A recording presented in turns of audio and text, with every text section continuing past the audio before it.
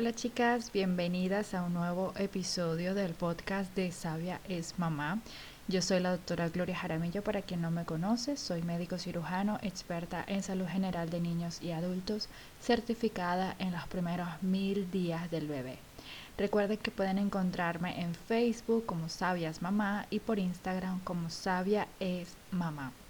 También en las otras plataformas donde les voy a dejar el link a través de Spotify donde escuchan este audio, o tal vez estás por YouTube, también están allí los links donde me puedes encontrar en diferentes plataformas para darme tu opinión, dejar comentarios, dejar tu experiencia. Cualquier feedback es bienvenido, de verdad. Me encanta poder escucharlas, leerlas, también a través de la mail. Puedes dejar audios para compartir también acá en el podcast de manera anónima o no. El correo es sabiaesmamá2.0 y recuerda compartir y dar muchas estrellitas a este podcast para llegar a más personas, compartirlo con esas personas que tal vez creas que necesite escuchar cualquiera de los temas que hablamos acá cada semana. Al menos intento que sea cada semana. La semana pasada no hubo episodio, pero ya esta semana sí. Y vamos a hablar sobre el Día Internacional de la Lengua Materna. El día de mañana se celebra el Día Internacional de la Lengua Materna y se celebra desde el 2000, proclamada por la ONU. Y es un día para celebrar, es un día que tiene como objetivo preservar y proteger todos los idiomas, dialectos que se hablan en todo el mundo. Y esto me parece tan importante porque de verdad que nadie te va a enseñar mejor que tu mamá o que tu familia cualquiera de los idiomas que se hable, porque hoy en día con la globalización, hoy en día con el desplazamiento lastimoso, forzado que hay en el mundo, ¿sí? La migración por los diferentes problemas a nivel mundial nos lleva a que querramos adaptarnos a donde llegamos, y muchas veces queremos hacer a un lado esas costumbres, esa manera de hablar, ese acento, todo lo que no nos deje tal vez en nuestro pensamiento. Digamos, no, yo me quiero mezclar, me quiero adaptar, me quiero... Y sobre todo también tenemos miedo a través de nuestros hijos, vivimos un miedo personal y se los podemos como influenciar, el hecho de ser diferentes. Muchas veces este miedo se los pasamos a ellos y tratamos de que ellos no sean diferentes para que no sufran tal vez el bullying o tal vez sufran otro tipo de discriminación o sí, que puedan hacerlos sentir mal al ser diferentes del resto de los niños o tal vez al sentirse apartados, ¿verdad? Queremos protegerlos a través de esto. Pero de verdad, tal vez de niños no entendamos la importancia que es el ser diferentes, el enriquecimiento que puede lograr tener un país o personas o grupos en las que haya diferentes características, diferentes maneras de pensar, siempre desde el respeto, desde la aceptación, ¿verdad? Cuánto enriquece que un país haya diferentes también como culturas, es de verdad algo muy bonito y que está demostrado de que eso enriquece los pueblos, los países. Entonces, me gusta esto. Ya desde el año pasado ya había hablado de esto, tal vez en un TikTok, en el Instagram, creo que también hablé un poco también sobre mi experiencia. Y aprovechando, bueno, mañana es el día de esta celebración, también voy a hablar un poco más sobre esto y también sobre mi experiencia. Entonces, ¿qué es la lengua materna? Es la primera lengua a la cual una persona está expuesta desde desde el nacimiento. Normalmente corresponde a aquella que hablan sus eh, padres. Disculpen que estoy traduciendo del italiano porque es un artículo que es en italiano, pero es eso, es la lengua en la que una persona está expuesta desde incluso antes del nacimiento y por lo general corresponde a aquella que hablaban sus papás. Esto es importante tenerlo en cuenta por toda una serie de cosas que también les voy a compartir, pero es importante tener en cuenta que incluso desde el embarazo, desde la gestación, ya estamos expuestos a este lenguaje que está hablando nuestros padres, que está hablando nuestra mamá, y nosotros somos capaces de percibir cada uno de los sonidos de esa lengua, cada una de las palabras, aunque no sepamos qué significan, pero esto es sumamente importante para después, a la hora de nuestro desarrollo, de saberlo, ¿no? Bueno, más o menos como les comentaba, en los años 2000 se proclama este día a través de la UNESCO, que hace como un discurso eh, llamándolo prácticamente como ese Día Internacional de la Lengua Materna, pero no fue hasta el 98, no, perdón, hasta el 2008 que la ONU lo proclama ya de manera más oficial, ¿no? Pero ya extraoficialmente se celebraba. En 1952, como una historia de la importancia de celebrar este día, fue que en este tiempo el pueblo de Bangladesh, sus habitantes estaban en las calles para celebrar el Día del Movimiento de la Lengua Bengalí y fueron atacados por el ejército pakistán. Esto según un artículo de Día Internacional de .com en internet, y ellos dan como esto una base para dar importancia a celebrar. Muchas de estas personas fueron asesinados y sin embargo se mantuvieron firmes defendiendo su derecho universal a expresarse en su lengua.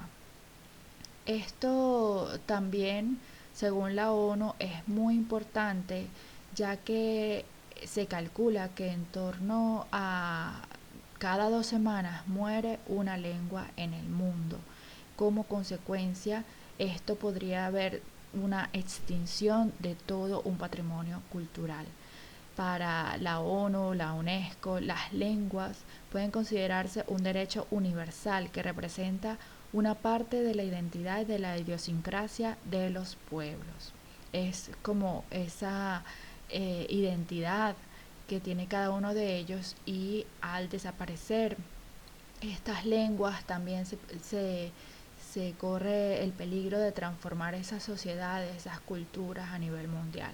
Esto ha traído como consecuencia una pérdida de la verdadera identidad de valores, costumbres y tradiciones que caracterizan a muchos pueblos, etnias y tribus, sobre todo aquellos que todavía no entienden hacia dónde se mueve la humanidad, o sea, ya la parte más de los pueblos indígenas o tribus. Se calcula que en torno a un 45% de las lenguas están desapareciendo de forma paulatina. Una cifra alarmante, ya que necesitamos de la diversidad y del diálogo intercultural.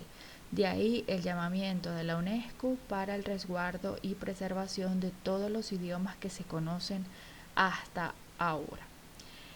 No sé qué opinan ustedes de esto. A mí me parece muy importante, lo veo también de esa manera, resguardar el patrimonio cultural e intelectual de todas las sociedades a nivel global, el llamar a eso, ¿no? A sentirnos orgullosos de cómo hablamos, de lo que hablamos. Yo sé que es muy difícil hoy en día con el estigma, sobre todo nosotros los venezolanos, que ya nos identifican muy rápido de la manera como hablamos, y puede haber mucho ataque con respecto a esto por todo el volumen migratorio que hay hoy en día, pero es importante, sí, yo creo que sin importar dónde estemos, en lograr nosotros pasar esta información, este patrimonio de cómo nosotros hablamos de generación en generación a nuestra descendencia, nadie le va a enseñar, es una de las cosas por las que yo pensaba al tener a mi hija, nadie le va a enseñar mejor que yo misma el idioma venezolano a mi hija, ¿no? Aquí, por ejemplo, dan español, pero es el español europeo, el español, ¿no? De España, y es muy diferente a cómo nosotros hablamos en Latinoamérica, es muy diferente a cómo hablamos en Venezuela, que yo recuerdo cuando estudiábamos en la escuela nos decían que esto no era español, era castellano, de Castilla. Entonces es como, eh, sí, es el resguardar nuestra venezolanidad, eh, es salvar esas cosas positivas de lo que es ser venezolano. Y bueno, no sé, déjenme en los comentarios sus experiencias con sus hijos, cómo hacen, qué les parece esto, esta idea, si han sentido también ese miedo o si no, si igualito en su casa se habla venezolano. Me gustaría ver en los comentarios, leerlo o escuchar sus experiencias. Ya saben, por cualquiera de las plataformas pueden dejarlo.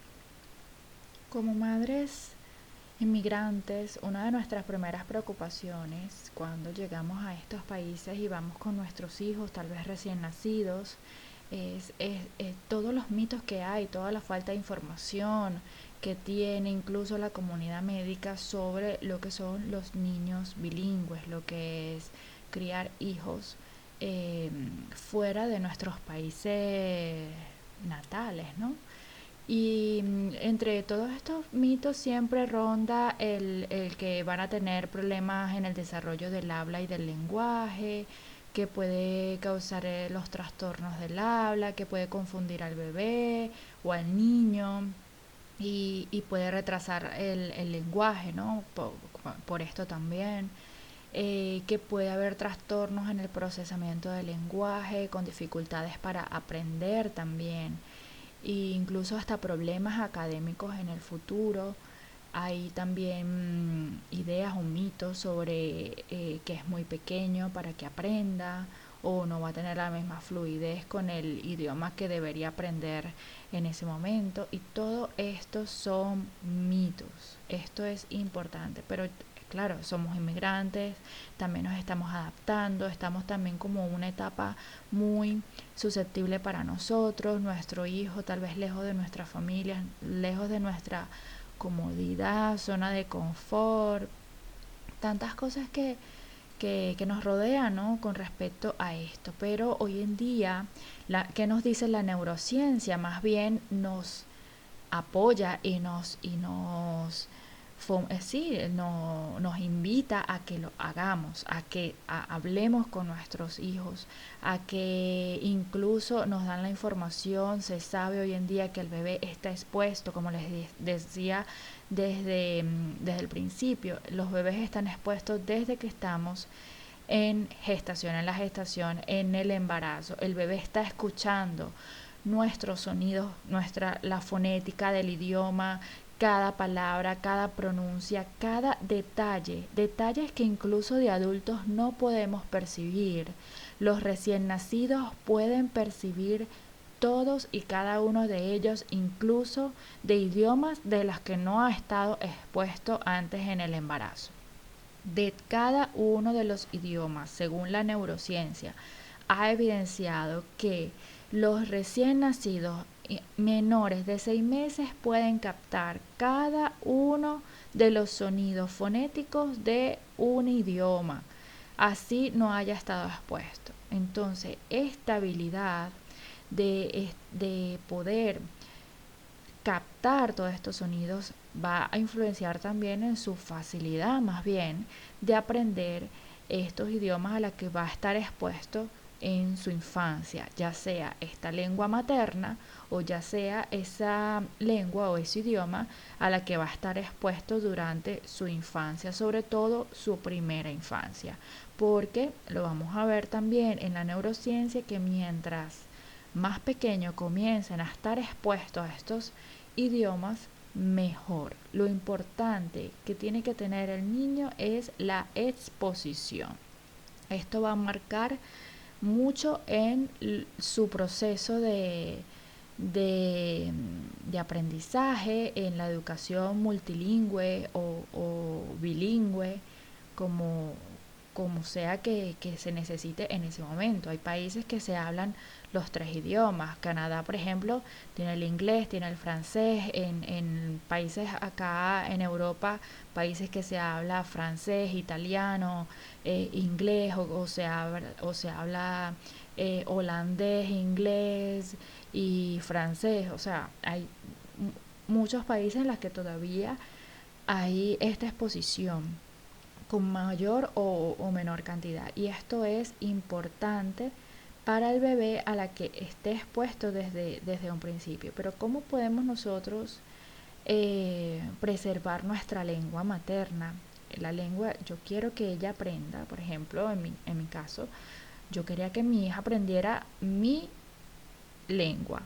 Yo también estuve en un proceso de aprendizaje de una segunda lengua o de una tercera lengua porque ya había aprendido el inglés, quería aprender, necesitaba aprender este tercer idioma. Entonces estaba como en ese proceso, pero durante mi embarazo en la casa hablábamos español, ya allí ha estado expuesta. Cuando ella nace, que empezamos a escuchar esas voces, no le hables en español, no la vas a confundir, la vas a retrasar, no sé qué. No, yo me mantuve firme, sabía lo que tenía que hacer, que era exponer. La exposición es la primera clave para crecer niños bilingües o políglotas o multilingües, como les quieran llamar. Entonces, mientras más tú los expongas, mejor.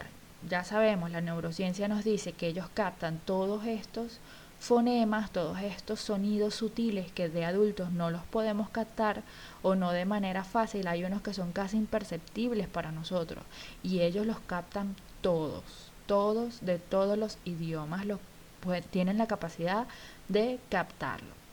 Y eso se ha evidenciado también gracias a la evolución de lo que es la imagen del cerebro cuando está en estas actividades, cómo se activan estas zonas, cómo es esta actividad, y por eso nos da a entender de que el bebé sí logra captar cada una de estos y en comparación con el adulto que no lo puede hacer.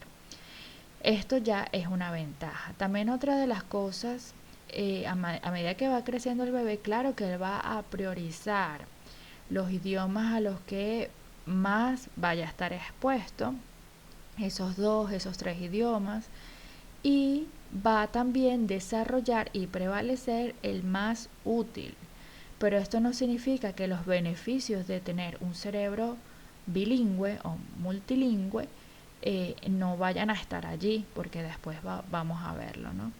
Entonces, es un periodo, podemos decir que los primeros años de vida del bebé es el periodo crítico en la que los niños van a desarrollar esta habilidad, van a tener esos beneficios de lo que es de lo que es tener un cerebro bilingüe gracias a esa plasticidad o ese cerebro moldeable que tiene el bebé, porque justamente se está desarrollando. Durante este periodo de desarrollo, el bebé prácticamente usa ambos lados del cerebro, usa su cerebro, pero ya en la adultez nosotros lateralizamos o usamos o prevalece más un solo lado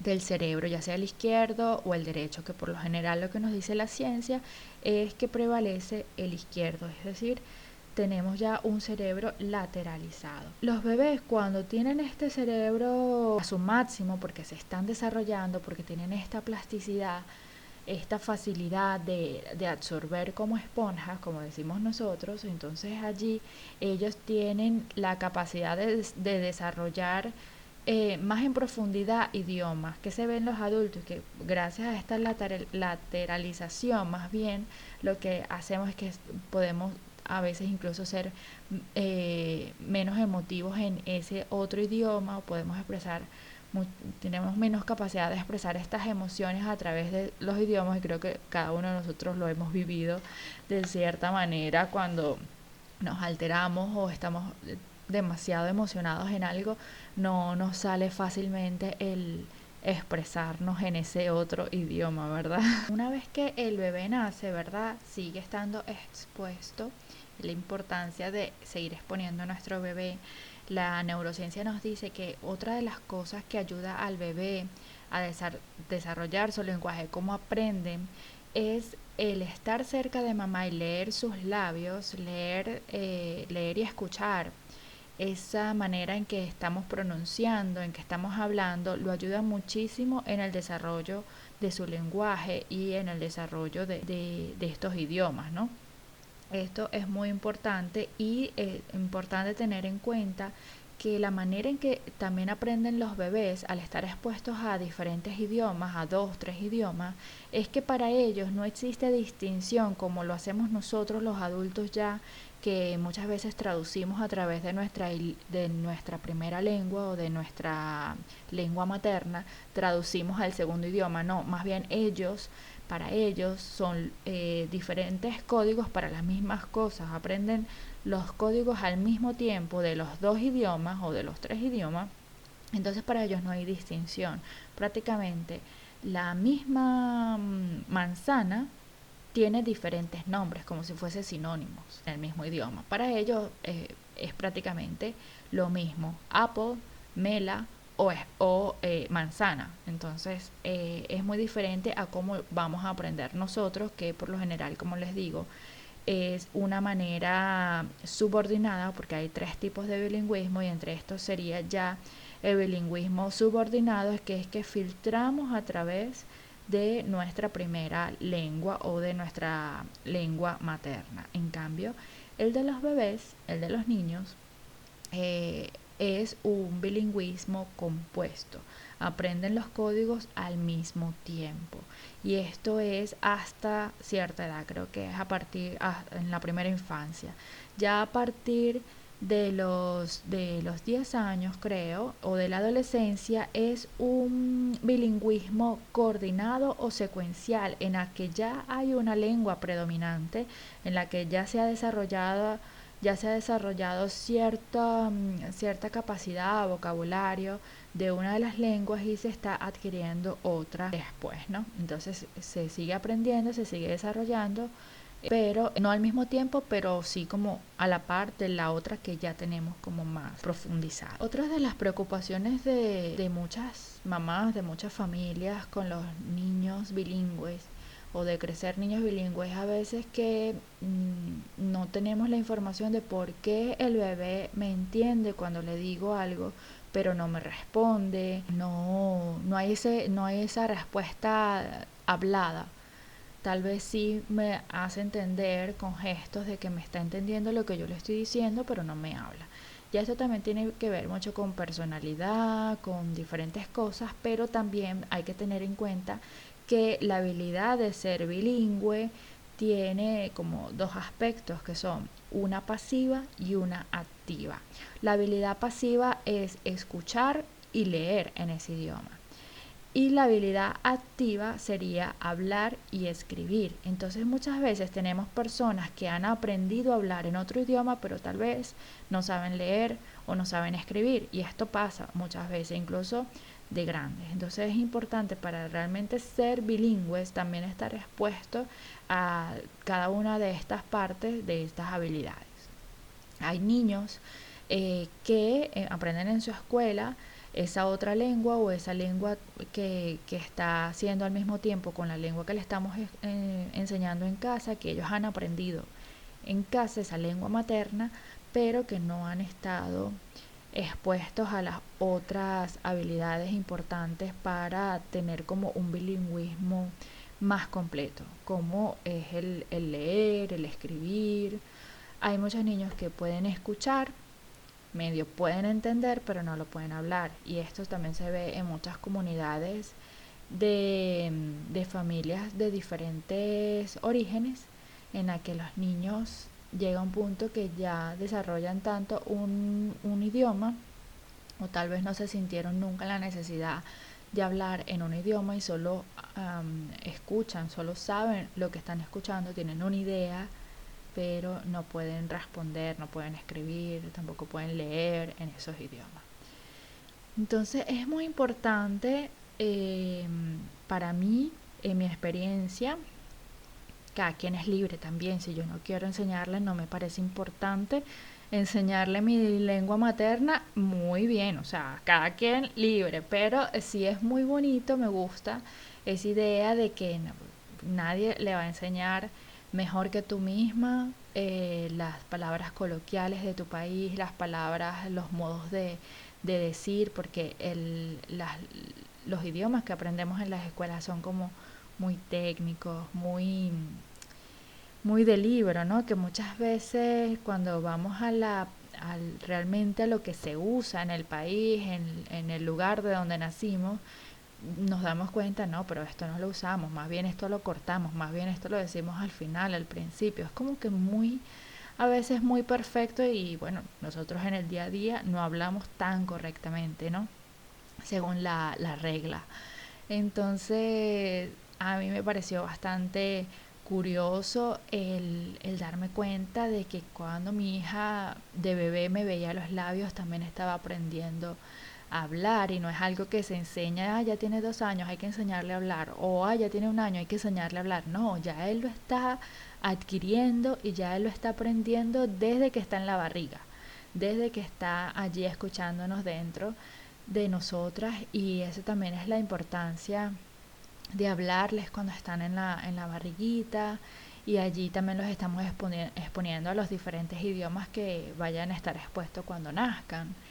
El no tener miedo, el darles esas tradiciones, esas culturas, el estar orgullosos de lo que somos, de dónde venimos, el seguir pasando esto de generación en generación, de verdad me parece muy bonito. Importante también los beneficios en el cerebro del bebé que está expuesto a diferentes idiomas, que no es que va a ser más inteligente que los demás, pero se evidencia en imágenes, en actividad eléctrica, en todo esto, que cómo se ve y funcionan de manera diferentes. Tienen mayor densidad en la materia gris, por ejemplo los que son multilingües o bilingües, tienen más actividad en ciertas zonas, actividad eléctrica, y esto lo que conlleva a más conexiones neuronales, más conexiones, más neuronas, ¿no? Retrasa también el desarrollo de Alzheimer y demencia en el futuro. Ya allí estamos marcando la calidad de vida de nuestro bebé, y fortalece la corteza prefrontal dorsolateral con sus funciones de ejecución, de resolución de problemas y como la facilidad de cambiar de tareas y poder enfocarse fácilmente. O sea, hay muchos de nosotros, yo incluida, que a veces pasar de una tarea a otra me cuesta muchísimo después agarrar el focalizar, ¿no? Agarrar otra vez la concentración, agarrar el ritmo, como el estado de flow, es muy difícil. En cambio, se evidencia en la ciencia que los niños bilingües pueden pasar de una tarea a otra muy fácilmente y pueden agarrar el ritmo muy fácilmente de concentración. Esto también se puede ver a la hora en que ellos hablan, que a veces mezclan, pero esto no es por una incapacidad de concentración, sino más bien por, incluso había un artículo por allí que vi en el New York Times, que una experta, la doctora Hoff, que trabaja al sur de la Florida, es una experta en el campo, y ella decía que los adultos bilingües mezclan los dos idiomas que hablan todo el tiempo, y es una señal de habilidad lingüística. Pero en los niños esta habilidad es como pasar un switch. A veces como adulto es nuestra misma incapacidad de tal vez recordar una palabra, y para hablar más rápido recurrimos a la otra, ¿no? A la primera que se viene. Pero en los niños es como pasar un switch de un switch a otro, y esto es parte también de esa misma habilidad lingüística y no por una incapacidad de ellos de recordar una palabra aprendida. También lo hacen, y según la ciencia nos dice, que lo hacen realmente con las personas que saben que son bilingües. En cambio, cuando están expuestas a personas que no son bilingües, se evidencia que no hacen esto. Entonces también esto nos dice que es una habilidad de ellos y no una incapacidad de hablar un solo idioma. Es decir, que ellos pueden mezclar. Esto a veces nos puede preocupar, que estén mezclando, pero los niños son muy inteligentes y también va a prevalecer ese idioma que más les sea útil. Es como de manera muy automática el cerebro dice, aquí solo nos van a entender en inglés o nos van a entender en italiano.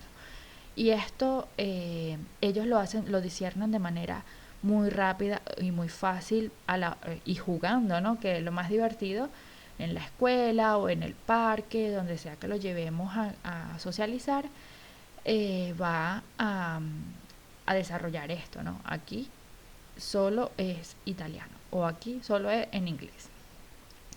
Muy diferente a todos estos mitos que lo decíamos al inicio, que son incluso más viejos, de 1960, con evidencia incluso muy pobre o solo puntos de vista muy empíricos. Se tenían estos mitos que incluso hoy en día todavía se siguen repitiendo sin ninguna base, como loros, así como si el niño ya tiene más de 2 años y no habla, entonces, viste, porque tú lo estás confundiendo. Y esto realmente no podríamos meter la mano al fuego, porque también entra una variante de que cada niño se desarrolla a su ritmo. Así como hay unos que hablan antes de los 2, otros puede tardarse un poquito más. Hay niños que caminan al año, otros se llevan un poquito más, otros lo hacen un poquito antes y así sucesivamente. Cada uno de las pautas de desarrollo tienen como un rango de tiempo estipulado, o sea, como una referencia, pero es que no tienen que estar allí obligatoriamente. Si es un poquito antes o un poquito después, en la mayoría, y también revisando el cuadro general, en la mayoría de los casos es totalmente normal. De todas formas, bueno, claro, hay que evaluar cada niño individualmente, no hay que meterlos todos en un mismo molde. Hay que evaluar cada caso, pero por eso la ciencia hoy en día nos dice, no hay evidencia científica que nos diga que realmente un bebé expuesto a diferentes idiomas en su casa o en su ciudad vaya a desarrollar confusión, vaya a desarrollar retraso o vaya a desarrollar problemas para hablar, porque cada uno de ellos lo hace a su tiempo, a su ritmo, y más bien estas resonancias, estas imágenes, todo lo que hoy en día está estudiando la neurociencia, gracias también al avance tecnológico con estos instrumentos para evaluar justamente estos centros de donde está el lenguaje, bueno, nos dicen todo esto contrario a lo que se creía. Entonces, bueno, no sé, déjenme en sus comentarios sus experiencias, qué opinan de esto, qué están haciendo en sus casas, si han escuchado todos estos mitos, si les metieron ese miedo desde un principio, qué han hecho, se quitaron la preocupación y solo se habla un solo idioma. Cuéntenme de todas formas. Mi hija apenas tiene 5 años, no sé el día de mañana si ya no quiera que le hable español. Si ya no quiera que le hable o ya no me responda, porque ella sí muchas veces me responde en español, a veces me responde en italiano. Yo lo menos que quiero es forzarla y que lo relacione con algo negativo. No hay que forzarlo. Yo creo que muchos expertos hablan de esto, de no forzar, de que el niño no lo relacione con algo negativo. Solo exponerlos. La exposición, como les dije, es la clave. Exponerlos es lo importante, y es lo que yo hice desde un principio. Siempre en la casa hemos hablado español, aunque el papá por lo general le habla italiano, muy pocas veces le habla español, pero escucha cuando el papá me habla español a mí. Entonces allí hay esa exposición. También muchos expertos hablan de que no hay necesidad de traducir, no hay necesidad de estar traduciendo, aunque a veces a mí me pasa que es como sin querer, es como que no me doy cuenta y le estoy traduciendo, le estoy diciendo de las dos formas y en realidad los expertos más bien dicen que no es necesario o que no debería ser. Pero bueno, sí me pasa porque cuando estaba más pequeña, que todavía estaba adquiriendo este lenguaje, aunque como les digo, la clave es la exposición, pero ella no iba a la escuela, entonces yo era una manera de exponerla a los dos idiomas, entonces a veces le decía las cosas en los dos idiomas. Ya una vez que inicia la escuela, allí sí prevalecía el español al 100%. Antes de la escuela no es que era siempre tampoco el italiano, por ejemplo, en mi caso, era como un 20 un 30%, no todo, porque como les digo, pasa todo el día conmigo hablando español, quería como que tuviese algunas cosas en italiano, entonces a veces se las traducía. Pero bueno, también hay tiempo para todo. Igual está la escuela para que le enseñen. Igual yo nunca me empeñé a enseñarle algo de que yo no se la voy a enseñar de manera correcta porque mi pronunciación nunca va a ser madrelingua del italiano, el acento, y yo estoy aprendiendo y sobre todo en esa época más todavía, hoy en día sé un poco más, pero sobre todo en esa época sé más todavía, entonces tampoco me voy a empeñar en enseñarle algo de que no va a ser perfecto como en la escuela, que realmente va a ser más perfecto. Entonces, bueno, eso la he estado exponiendo, ella me responde, trato de no obligarla, que me responda de cualquier manera que le salga y hasta ahora nos ha funcionado, nos ha ido muy bien y bueno, espero que sigamos así. No sé ustedes si tienen hijos más grandes, si ya no les hablan, yo sé de muchas que lo que hablan en las redes, muchas tienen este problema de que los niños no les quieren hablar en el idioma de la mamá y bueno, allí lo que dicen es eso, pues no estarlos obligando, seguir exponiéndolo, aunque en la adolescencia funciona de manera diferente, pero como son niños que han crecido expuestos, por ejemplo, en el inglés, los que están en Estados Unidos, crecen expuestos a eso. He visto estos adolescentes que no hablan español. Y bueno, es allí también lo que nos dice la ciencia. A la final ellos prevalece uno que ellos deciden que es el que más útil.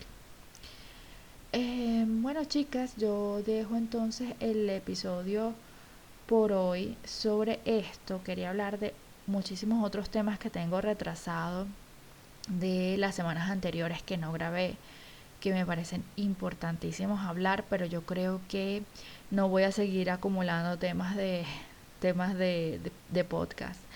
Tal vez haga algún post en Instagram sobre lo que se estuvo hablando en las últimas 2 semanas de el desfile de carnaval en España con unas niñas en las que tenían unos disfraces bastante inapropiados para la edad. Yo no sé si ustedes vieron eso, si vieron eso en las redes, si vieron eso en las noticias, salió en todas partes. ¿Qué opinan de eso? Si quieren, podemos hablar en el próximo podcast sobre eso. Me dejan en los comentarios. O si no, bueno, entonces yo voy a hacer un post en Instagram sobre lo que es la hipersexualización infantil y sus consecuencias, los riesgos para ellas y cómo estamos expuestos a todo este bombardeo desde muy pequeños y no nos damos cuenta. Y bueno, esto sí tiene consecuencias en el futuro para los niños, pero sobre todo importante a veces saber nosotros decir que sí y que no para los niños, ¿no? El tener la información y aún sin teniendo la información, realmente nos parece bien que esas niñas se hayan disfrazado de esa manera. Nos parece adecuado, nos parece bien, no nos parece más bien riesgoso exponerlas a la vista pública en esas situaciones. No sé, yo creo que muy, muy importante siempre el sentido común, la intuición, en lo que es ser sabia mamá, ¿no? Seguir ese instinto que nos dice, mejor no expongo a mi hija a esto, ¿no? Y sobre todo a los depredadores que hay en torno. Y de verdad no quisiera alargarme mucho con respecto a esto, pero bueno, deja mucho que desear, que pensar, que opinar. Así que también déjenme en los comentarios y vamos a ver si lo salto este tema, porque también quiero hablar de Guava, que es el encargado de hacer todo lo que es la Semana Mundial de la Lactancia Materna. Sacó su lema, sacó su, bueno, el logo es el mismo, pero a los bordes siempre es diferente. Y bueno, también quería hablar con respecto a eso. Vamos a ver, aunque todavía falta muchísimo para agosto, que es la Semana Mundial de la Lactancia Materna, pero sí quería también hacerles algún episodio con respecto a esto. Nada, las leo, las escucho y bueno, me lo dejan todo. Espero que les haya gustado y que lo compartan con más personas. Y nos vemos la próxima semana. Chao. En Patreon puedes hacer todos los cursos que necesites con el acompañamiento y el apoyo grupal o individual que desees según el tema que necesites a profundizar. Solo debes entrar a patreon.com/doctora Gloria. Allí entras a la suscripción que más te guste y por una cuota mensual puedes aprovechar todos los beneficios de cada uno de estos niveles. Entra a patreon.com/doctora Gloria y únete a la comunidad de Sabia es Mamá.